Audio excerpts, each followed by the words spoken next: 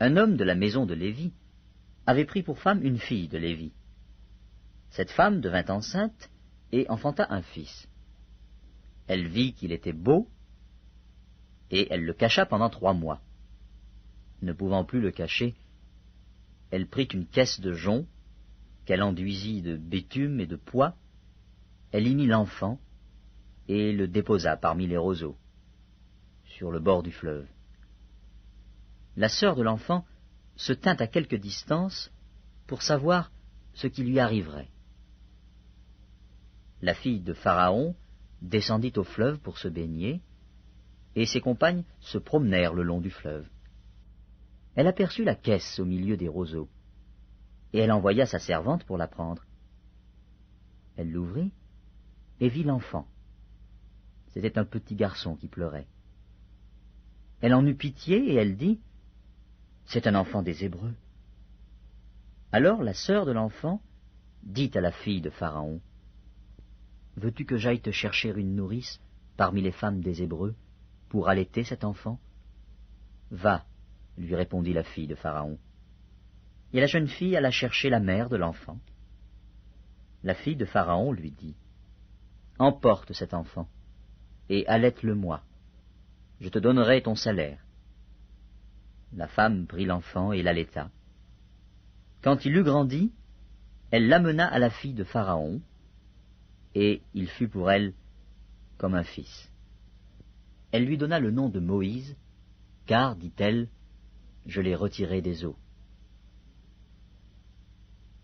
En ce temps-là, Moïse, devenu grand, se rendit vers ses frères, et fut témoin de leurs pénibles travaux. Il vit un Égyptien qui frappait un Hébreu d'entre ses frères. Il regarda de côté et d'autre, et, voyant qu'il n'y avait personne, il tua l'Égyptien et le cacha dans le sable. Il sortit le jour suivant, et voici, 2 Hébreux se querellaient. Il dit à celui qui avait tort, « Pourquoi frappes-tu ton prochain ?» Et cet homme répondit, « Qui t'a établi chef et juge sur nous? Penses-tu me tuer comme tu as tué l'Égyptien ?» Moïse eut peur et dit, « Certainement la chose est connue. » Pharaon apprit ce qui s'était passé, et il cherchait à faire mourir Moïse. Mais Moïse s'enfuit de devant Pharaon, et il se retira dans le pays de Madian, où il s'arrêta près d'un puits. Le sacrificateur de Madian avait 7 filles.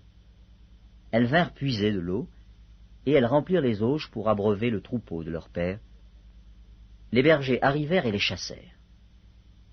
Alors Moïse se leva, prit leur défense, et fit boire leur troupeau.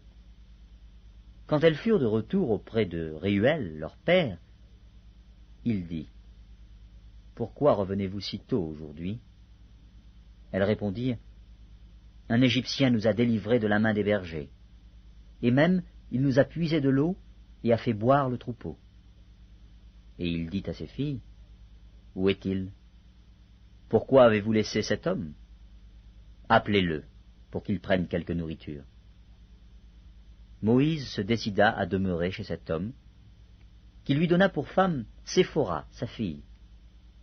Elle enfanta un fils, qu'il appela du nom de Gershom, car, dit-il, j'habite un pays étranger.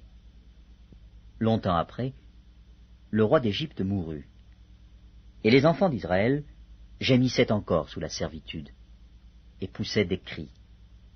Ces cris, que leur arrachait la servitude, montèrent jusqu'à Dieu. Dieu entendit leurs gémissements, et se souvint de son alliance avec Abraham, Isaac et Jacob. Dieu regarda les enfants d'Israël, et il en eut compassion.